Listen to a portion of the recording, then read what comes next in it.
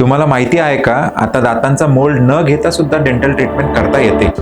नमस्कार, मी डॉक्टर सूरज देवीचंद तांबे, MDS, प्रोस्थोडॉन्टिस्ट आणि इम्प्लांटॉलॉजिस्ट.